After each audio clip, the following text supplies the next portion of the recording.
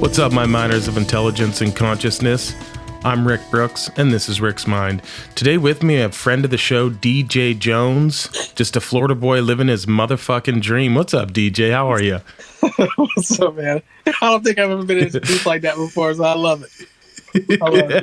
Yeah, it's been a while. And I kind of wanted to, so a little background, if you're new to the show and whatnot, DJ's been a guest before, go back and check out that episode.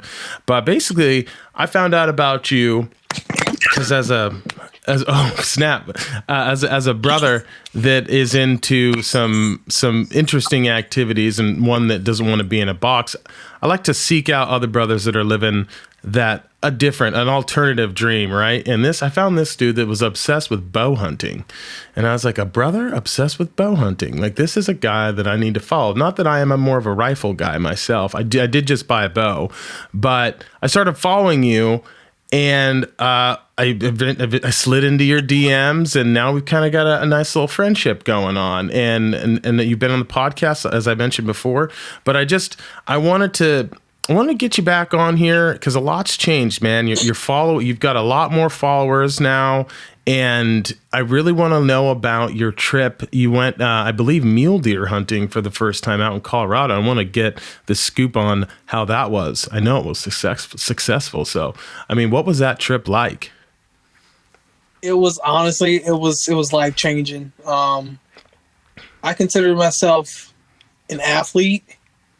And when it comes to hunting, I was tested in ways that I was never tested before in any other state or environment I had ever been hunting in before. When I got out into that elevation in the heat out in Colorado, central Colorado, it was almost like I trained my ass off to get out there. I trained really hard in the gym. I've still been going consistently to the gym. I trained really hard with my new bow, my setup. I saw myself, like, I won't say peak as an archer, but I don't think I shot my bow, as religiously as I shot it last year in preparation for that hunt. And I'm glad I did, because when it came down to it, I was successful in the shot that I took in order to harvest my first Colorado velvet mule deer. And it was almost like the only thing that was given to me when I went out there to hunt, they gave me a place to stay, they gave me some food, but they couldn't give me the work ethic to get out there and face the adversity that I put myself into on hunt number one, evening number one. I thought I made a perfect 57-yard shot quartering away on, which would have been a great mule deer. And I ended up hitting him a little bit too high, and it was a non-viable shot, so that animal had lived. And we got back to camp. I was frustrated. The guys in camp, like, they were telling me how difficult the shot was, and they had, gave me props for attempting to even take the shot. And I could not. I'm the type of person that I don't like failure when it comes to something that I know I can be 100% successful at. That eats at me like nothing else. Especially when I know how I prepare, I know how I can shoot, and I know my abilities. And when that happened, it was like game on. Like, I had to flip the switch. I went into redemption mode, some would say, and it was just unbelievable. It was just unbelievable. I know we had talked about elk hunting in Oregon and stuff like that. I got to see my first ever elk that hunt, first mule deer, first antelope and stuff like that. And it was incredible. And then just going into the group that I had in camp with me, I had JC and Brandon Adams from, My World Outdoors. Their stuff is running now on the Sportsman's Channel, 7:30 Central Standard Time, 8:30 Eastern Time on the Sportsman's Channel. New episodes every week right now, and those guys were great. We had Tyler Saunders from hunting on Instagram, and then we had not JC, but we had Axel from Rack Daddies, and I just keep thinking about JC because JC was just he was a character from the minute I met him to the minute we left, and to the minute I see my phone pop up with a group chat.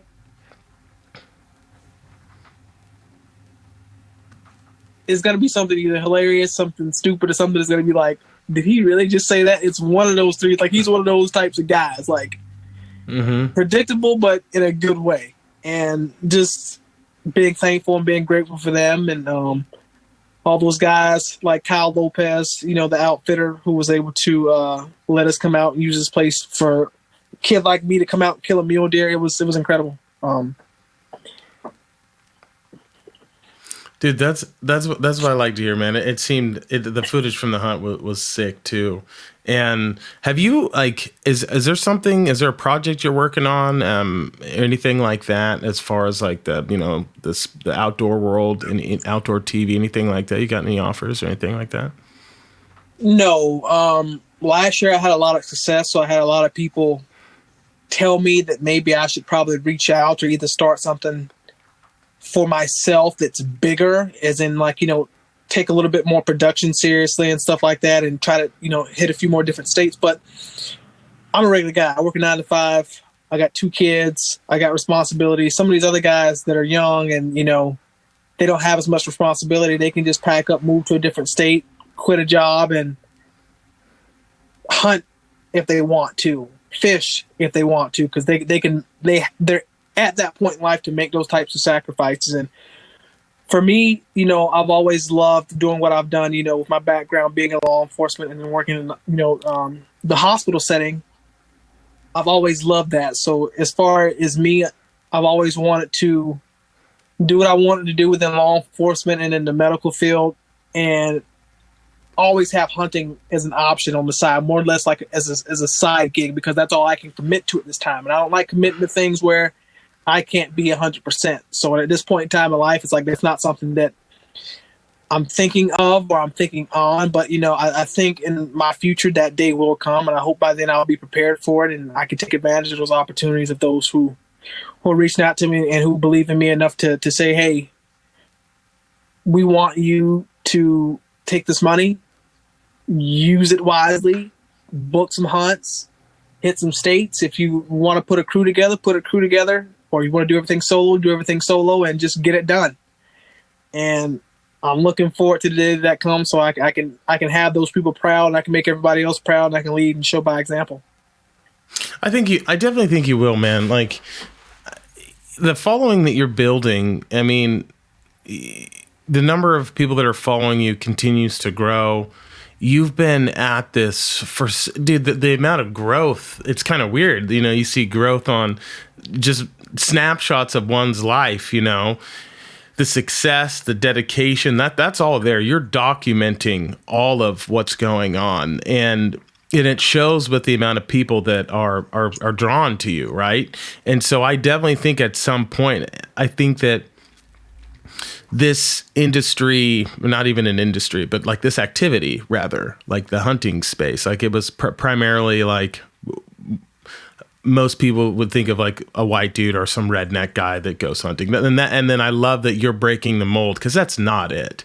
And that's, again, that's what drew me to you, is because I'm like, I felt like I was the only brother that was out there in the field. And I think that you could speak, you'll speak on it the same way I do. I think that the hunting community is one of the most open and kind communities I've been a member of. I've only felt acceptance. I get some weird looks like, whoa, this isn't something you see every day. But as far as like people teaching and just making sure that you're good and you know what you're doing, or if you have a question, like, people are more than happy to answer. And so that kind of leads me to what we were talking about before the show, is like Hunters of Color. Like, I'm surprised you have been featured on that Instagram page, right?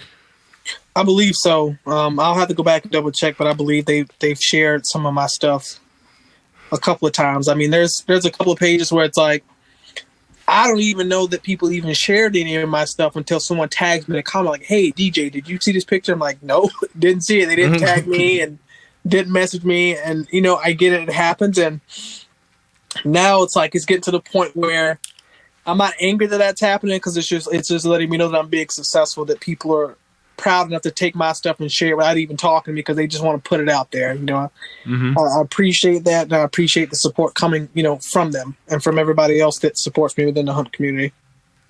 Yeah, I love that page. I think it's good.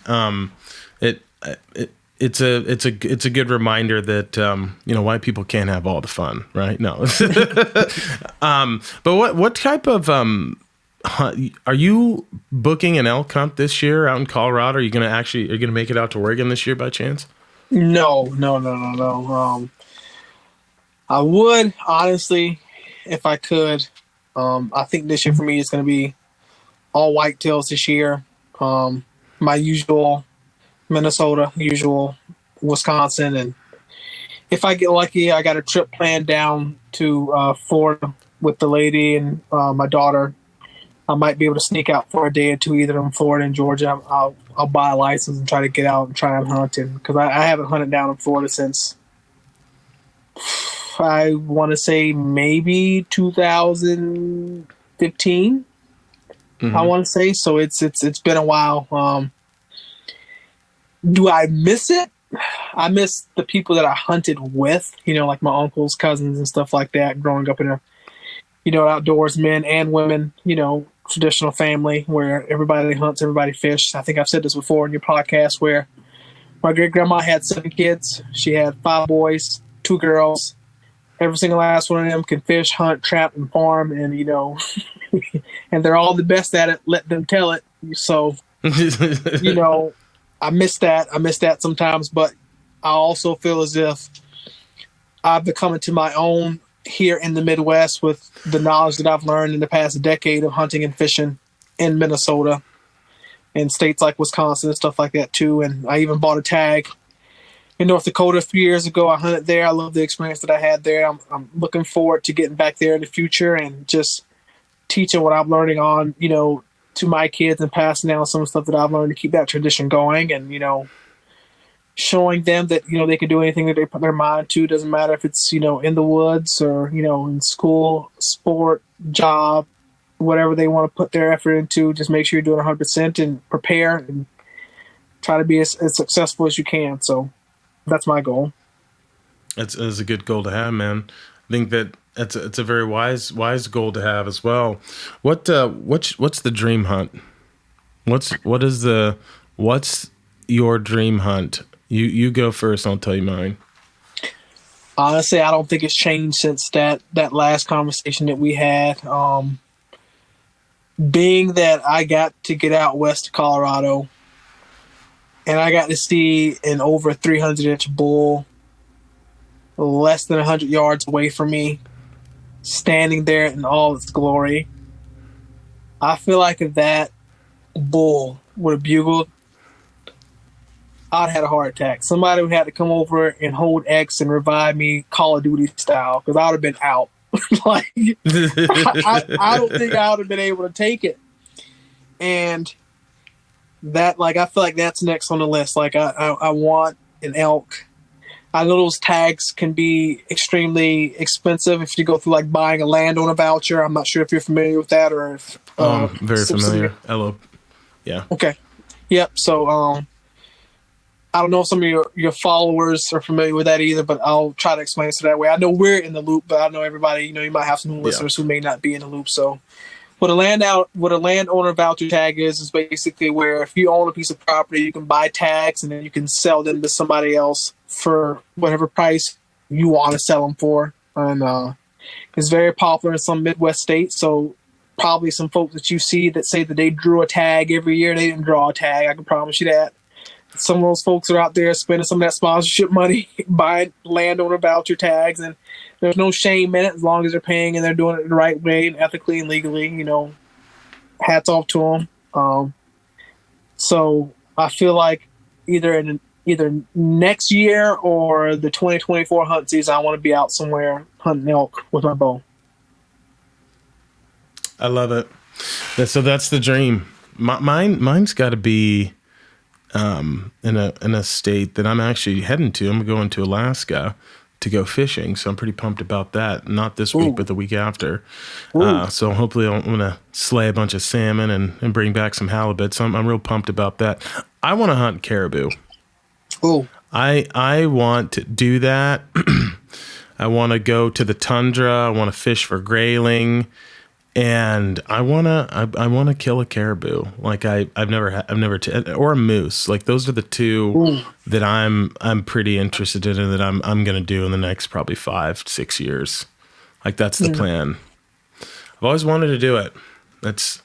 I just think that it would be so cool to be that remote, just in the middle of nowhere. You fly in on a plane, you gotta wait a day, set up camp, and you go out, and it's one of those things where it's this feast or famine. Either you're going to see a shit ton of caribou and cherry pick the one, or you're not going to see any. You're going to have to move. So I think for me that is the ultimate hunting experience. You can also go up there and get buffalo. There was a guy that transplanted. I think the Alaskan Fish and Game put buffalo up at some point. John, will you pull that up? We're just Google where are the buffalo in Alaska. I don't know where they're at, but they're up there and they're thriving. And then I don't know if you know this, but in the Missile Mountain Range in New Mexico, there are, I think they're called oryx. Do you know about those animals, DJ? Oh, dude, some crazy guy that was.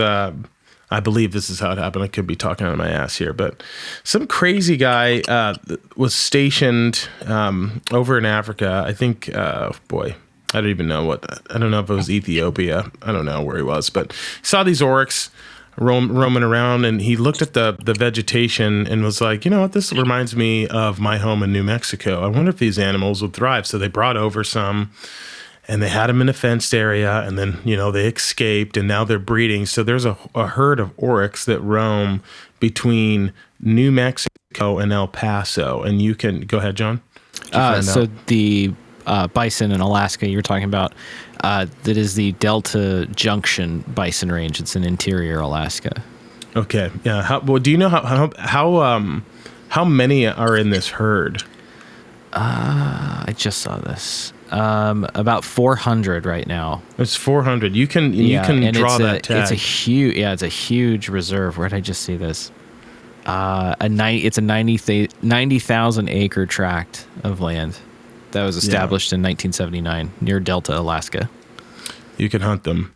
And then let's see if you could pull up the numbers of the oryx that are in New Mexico. And I think that tag, it might be year round, and it might be an over-the-counter tag too. Do you know what an oryx is, DJ?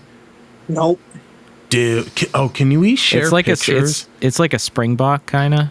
Yeah, it's an African like antelope, kind of antelope that some guy it's in White Sands National Park in New Mexico. I think, like Rick was saying, some dude imported them and then they went feral and are now. John, can you share the screen? Yeah, I can do that. Oh, DJ, yeah, check this feature. Man, I'm so glad we upgraded. OMG. I should have listened to you, John. Damn it, should have done this. I'm right most of the time. There it is. All right, DJ, check this out. That you can hunt that in New Mexico. Oh yeah, I saw one of those. People have some of those down in Texas too. Oh shit, man! They got there's more tigers in the state of Texas than there are in the wild. Believe it or not, that's wild. Yeah, they have they have Nilgai down there. You ever seen a Nilgai? Yeah. Yeah, man. What's your thought about going to one of those like hunting ranches in Texas? I don't know if I'd do that. If it's high fenced, I think I might be out. I don't know. I don't know. Sometimes, like when I think of Texas and what they do in Texas and places like that, it's just like,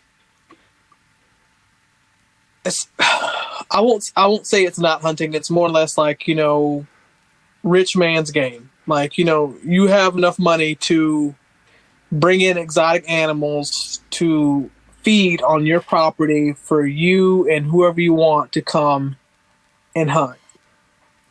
And in my opinion, if I want to kill an animal, I want to kill it in its natural environment, because that's going to give me and it the biggest challenge. 'Cause I'm coming into your backyard to try to kill you. Like, doesn't matter how much, in my opinion, it doesn't matter how much an environment that you got in Texas might resemble some of the places out of these African exotics you got in. Like, it's not the same.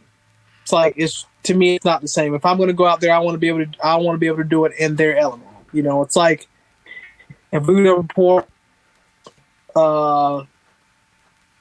polar bears here in Minnesota, and we hunt, and we can hunt them in Minnesota. Like, you know, it's not going to be the same as hunting a polar bear where he actually lives out in the tundra.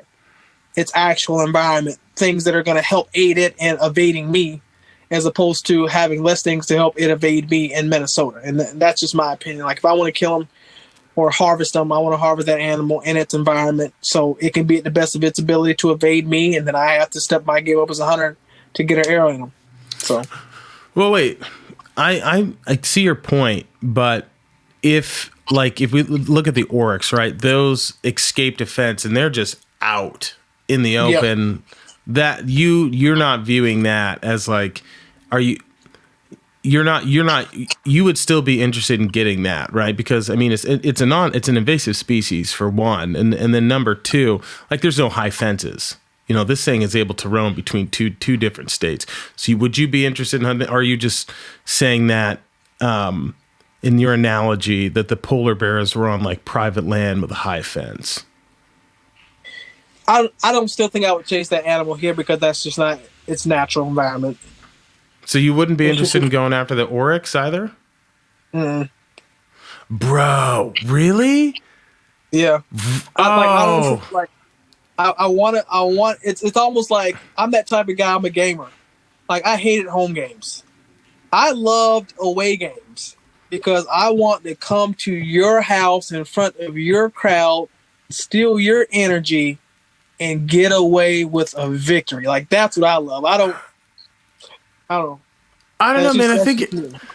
I think your thinking is a little off though, because like, this is a wild animal that's just, it escaped, you know, the prison of captivity and launched out into the white sands, the Missile Range Mountains, and there's no fences. It's in its element. Like, it's even the camouflage works, man. I'm definitely interested in going after this thing, and not for the trophy aspect, because it's an invasive species. Okay, that's why but I don't know. I think your thinking is a little quirky there, bruh.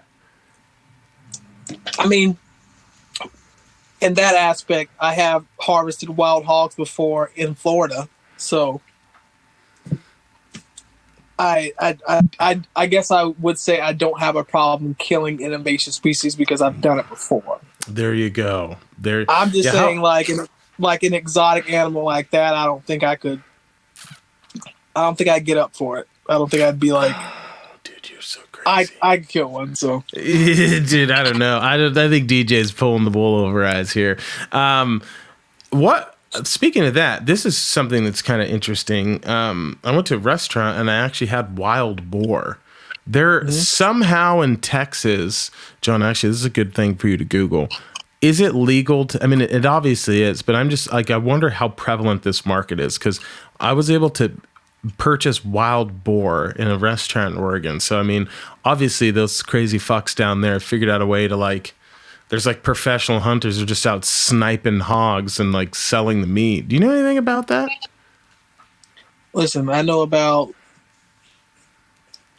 hundreds of people that, like, down in Florida, because you get people that don't hunt, but they like the rewards of people that go out and go do it. So I've had people, even when I was in high school, they'd offer, you go out, you kill a hog, I'll give you $100-$200 for it. All you gotta do is kill it, bring it to me. Like, that's it. You know what I mean? And then you have some stores or some restaurants who will buy them and they'll purchase the meat by the pound, because to them, you know, it's 100%, you know, wild, 100% organic. There's none of that extra stuff that comes into some of the cattle that they may get, some of the poultry products that they may get, and it's, for some, it's a delicacy down south. Like, I miss it, you know. Growing up down in Florida, I would always love on Sundays how if somebody went out and got a hog either the week before or the day before, we'd roast it. We'd take it, skin it, throw it on the grill, barbecue sauce on it, and everybody would come over. We'd have some food and come back and do it again in a week or two if we caught some again or we shot some again. It's always like It always depends on where you're at and who actually wants it. We would always eat the wild hogs that we had, but we know some people would just shoot them and they'd let them lay there and die and just waste meat because they're just an invasive species and they don't want to spend the time, to clean them. They don't want to spend the time to have somebody, process them. So they just shoot them and let them lay right there where they're at. And then you'll have things like the coyotes and buzzards and other animals that will come out and they'll come take care of whatever is left over, all the way down to the ants dragging pieces out and calling them home. Oh, yeah. And bacteria and everything else. So that is one aspect of how it goes for invasive species when it comes to hogs. We got to talk about the other one, pythons. Do you have any homies that go out and catch pythons? Because there's a law. John, Googled it. Actually, no, don't. I know them right here. There's a law that if you find a python, you have to terminate it. That's how bad it is. And I fucking hate snakes, by the way. I'm terrified of them. So, I think that there's a scientist that also said that you can eat these things. I don't know if I can do that, but I just wonder, do you have any, is any of your family member catching pythons for that cash money? First off, I want you to look at me and then ask me that question one more time. Look at me and ask me that question one more time. And I think you're going to do the answer. DJ, is there any of your family that is catching pythons? No. Thank the only God. way they'll catch them is if they're buying them at the market to go on their feet for under $200. That's about it. There's only pythons they're trying to catch. No way, man. I know the Florida Wildlife Commission a few years ago, they started paying people to catch pythons. And I thought that was one of the dumbest things they could have ever did in their entire lives, because you have some pythons who are out in the Everglades and down in South Florida, Central Florida, where I remember being in 6th grade, right? Like I'm in 6th grade. This is 2006. I'm damn near 40, but this is in 2006, right? And this was when the picture went viral of where the python had swallowed an over 6-foot alligator and ingested it, and it busted open because it could not ingest that alligator fully. And not even 10 years later, they're trying to pay people to go out and hunt for anacondas. Fucking and you pythons. got every redneck whose name is Jim Tom or Billy Bob with one front tooth. And I was going to make another reference, but I'm going to keep that to myself. Overalls and tobacco in their lip. And they are out there in airboats looking like an episode of Swamp People, shining for these pythons to catch them. And to me, it's like I have to ask myself, if I'm ever down that bad that I got to go out there and try and catch a goddamn python, I'm gonna walk my ass down to the county office. I'm gonna sign up for some services. Like listen, I don't need it. I don't need it that bad. I promise you, there's nothing that's gonna make me get out in the Everglades or go look for a python. And I'm not knocking anybody that does it.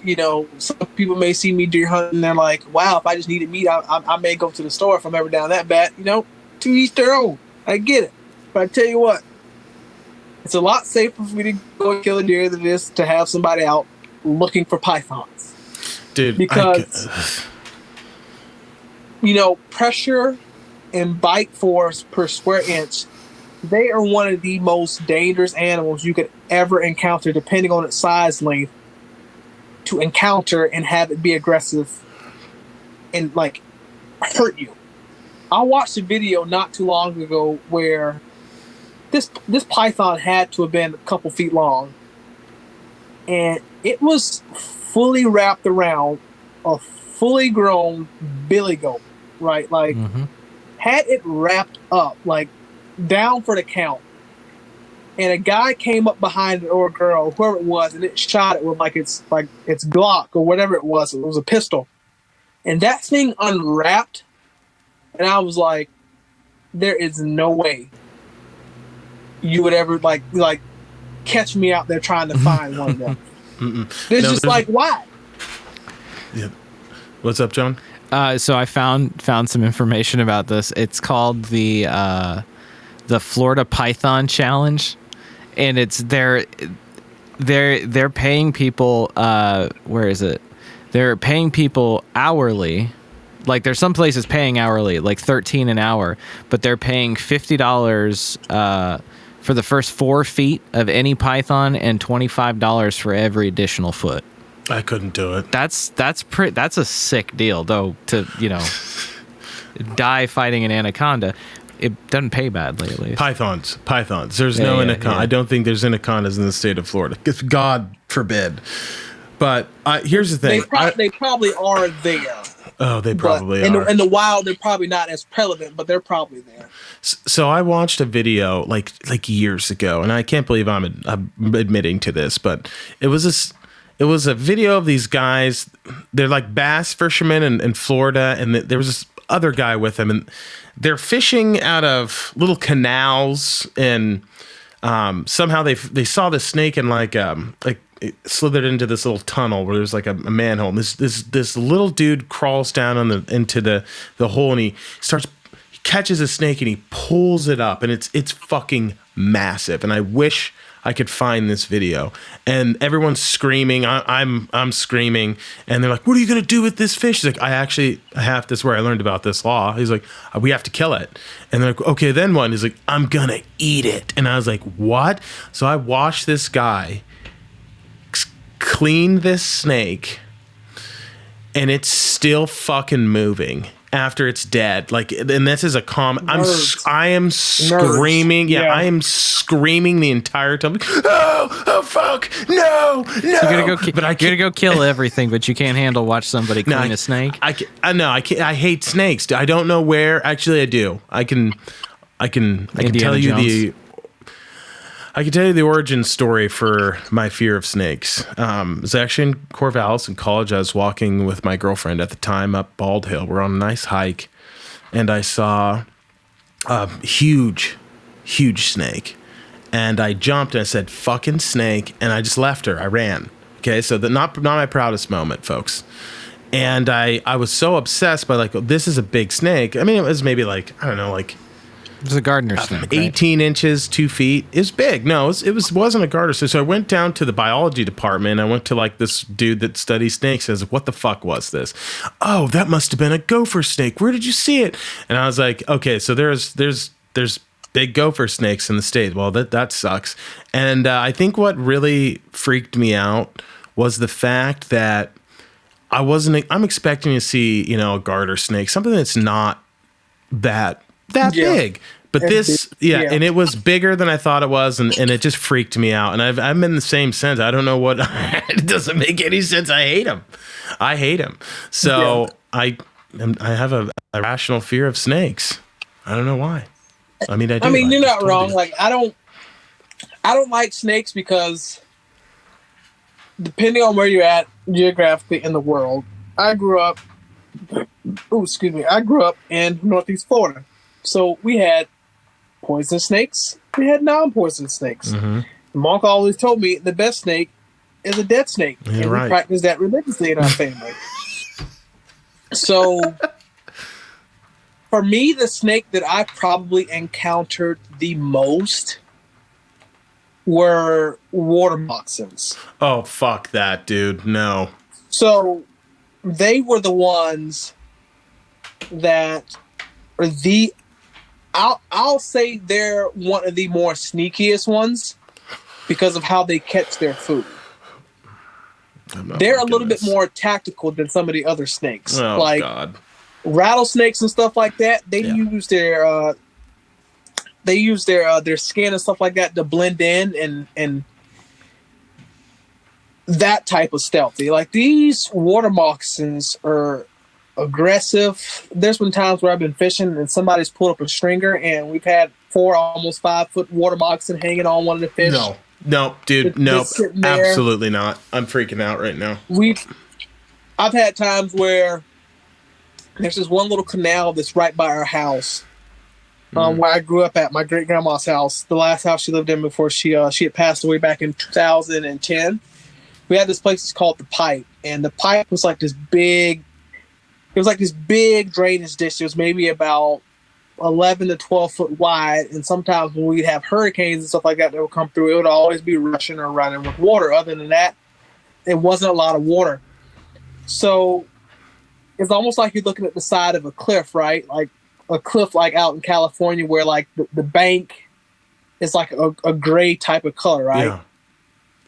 And then you start looking and you'll see these little holes inside of the banks. How many? And those holes. How many holes you think? Oh gosh, like at least maybe 15 or 20. Oh Jesus Christ! Okay. At least like 15 or 20. Mm-hmm. And for me, at the longest time, I kind of thought that was just like stuff from, like some kind of rodent or something like that. Mom's like, no, son, it's like the moccasin holes right there. Like, make no mistakes, make no doubt about it. That's what those are. But in some cases, I'll say I've encountered less aggressive water moccasins before, where they'll see you and they'll get the hell out of Dodge. Oh, good. But I've also saw some that even if John would look at a picture, they have almost like, depending on the size, maybe close to an inch or an inch and a half, like this white little tube in the bottom of their throat. Not bottom of their throat. John, pull this shit up. Lip. Yeah. Mm-hmm. And that's what they use to inject their venom and stuff like that into people. What? And there's been times where we've been walking into a tree stand that's by a creek or at a river, and that white part is the only part that you can see on the ground. It's just that little circle. Mm-hmm. So I've had my fair share of encounters with them, like the rattle. Looking. I think you can kind of see it there, right in the middle. Can you see that, DJ? No, not now. I can't see it. The screen's not sharing, but I've seen them in person. I can see your screen. DJ, are you on a phone? How are you doing this? Yep. Oh, sick. Oh, you can't see this picture? I saw it when he did it earlier. I can't see this one. Oh, weird. I can see it, John. Yeah, folks, we're looking at the spawn of fucking Satan right now, which is a water moccasin. We had cottonmouth. I agree. In Alabama, yeah, they called them cottonmouths too. We had this these is disgusting. Growing up, yeah. How did we get here? I hate snakes. So I feel like such a bitch too, because I really am freaking out. You're right like now. Indiana Jones, dude. Yeah, and it's gotten worse. I really do think it's irrational. Well, I mean, this is obviously. You've never held a python dude, a petting zoo or something? Yes, really? I did when I was little, and I hated it. And, really? And I just even the talking about it, I can't. This is fucking disgusting. I don't mind. Snakes are fine. Fuck you, John. They're not. No. They're not. Dude, and that's another thing. If back before I met my girlfriend, there was a kind of a hot chick that she had a snake, and I was like, fuck that. Like, anyone that has pet snakes, fuck you. That's a hot take right there. You're disgusting. Why would you? That to our many viewers who have snakes, we love you. Yeah, no, we do not. We do not. No, I don't know why you would ever have a snake. It doesn't care about you. It would eat you in a second. No way. And I literally don't know if that's the case, but that feels right to say that. So I'm gonna say it. Sorry, DJ. Enough of my tirade. Honestly, it is true, because if you think about it, it's like, to me, it bothers me when I see people who have these wild, bigger, larger animals they call as pets. Yeah. And you can get just about anywhere you can on the internet. You can look at videos of people having these snakes that turn on them, having pet wolves that turn on them, bear that turn on them, lions, all these other species. And to me, it's like, when will people learn that some of these animals aren't meant to be tamed? And if you tame them, sooner or later it's going to run off. Okay, their instincts will kick in, and you're in a pile of shit. I know this sounds weird, and I'm not a cat person at all, but for whatever reason, I wouldn't want a pet tiger or a lion. I would want a fucking cougar. Okay, if I had to have an exotic animal, have you heard of servals? I would go with cougar. Yeah, I do know what a serval is. See, I want a serval. Servals are cool. I would never. GJ, if you had to have I got a cougar. Well, you did? You murked one? No way. Yeah. You want to know her name? Emma! Emma! I'm trying to tell my friends on the podcast that I got a cougar. Hey! I know you hear me. She's only older than me by a couple of years. Oh man, I was not expecting that. That was great. Dude. Great setup. That was great setup. But no, if now we're on the subject of exotic animals, like if you had to have one, I know that you're afraid they'd turn on you, but I would have a cougar. What would you get? Well, I'm not a cougar. Yes, she is. She's 4 years old. I don't care what she says. I'm so sorry that he's doing this to you. No, she's not. It's all good. Don't let her lie to you guys. There's a cougar in my house. But no, cougars, I'm not a cat person. I feel like cats have too many humanistic qualities with mood swings. Mm-hmm. And they are one of the hardest animals to read, in my opinion. So I don't like them. I've never been a cat person. I just, no sir, no ma'am. I've never been a cat person. I would have to say I agree with you. But I definitely would want a cougar. Like that just, I don't know what it is. I think I saw one of those stupid nature shows or whatever, and some guy had a pet cougar, and it looked like a giant house cat. And I was like, wouldn't that be so bad? I don't know. Servals are cool though, John. See, that's exactly why I want a serval, is because they're like 2 generations removed from wildcat.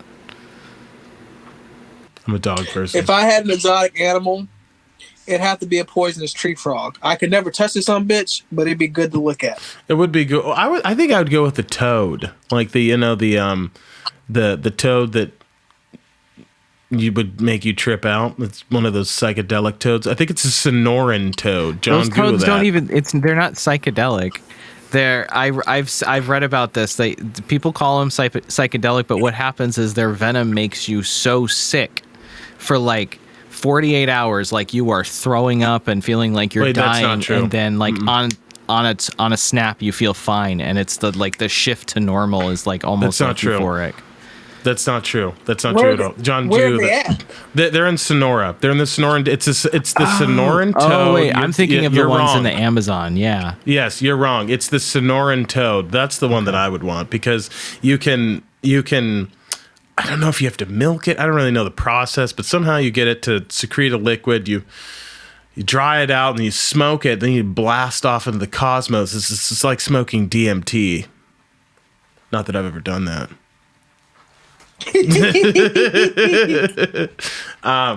But that's what I would want if I was gonna own a reptile or whatnot. Yeah. So I haven't had too many exotic pets. Neither have I. Isn't there an iguana problem in Florida too? Yes. What the fuck, man?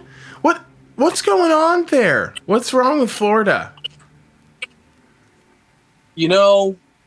Florida's governor came out a few years ago and stated that there was no COVID and opened up the state's borders for everybody to come in and come out. Florida is literally the wild, wild west. Originally it was Texas, but now it's Florida. People are doing whatever they want, buying whatever they want, and it's just Grand Theft Auto for everybody out there. Grand Theft Auto 5, the best one. I haven't been there in a while, so I'm kind of like trying to prepare myself for that when I get down there, because everybody won't be so Minnesota nice when I get down there. So I gotta, get my game face back home when I get down there. So I hear you. Submitted for your approval. This is an enormous iguana that someone caught in Florida. An invasive iguana. Will you scroll down? What is it? What is it? Lead? I can't. Will you scroll up? Excuse me. Scroll up. Yeah. We're looking at an article, folks. Iguana hunter kills giant invasive lizard. So there's iguana, and it's now basically people that get iguanas as pets and then not wanting them anymore. In Florida's environment is pretty much their natural environment, so they just go feral. I think that people are eating these things. I think that, but you also pull that up. Like, I'm pretty sure that people eat iguanas, and I think the meat tastes pretty good. I'm not 100% sure, but see if you can find that, because I think there's also the lionfish. Was also invasive down there, and then chefs started cooking it, and they made it's, I guess, supposedly fucking delicious. But I mean, I would eat an iguana if someone's like, hey man, like I'm at this restaurant, they've got iguana. I'd try it out. Fuck it. Yeah, it'd be a no for me, dog. Oh shit! Come on, man. Really? No. I don't think I could get myself to eat a lizard. I'd do it. They call it the chicken of the trees. They call you know what?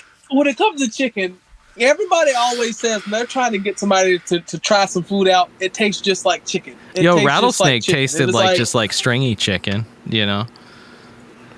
There are people that I would know that I grew up with that would eat rattlesnake. So I'm not even surprised. They're not bad. They're not bad, honestly.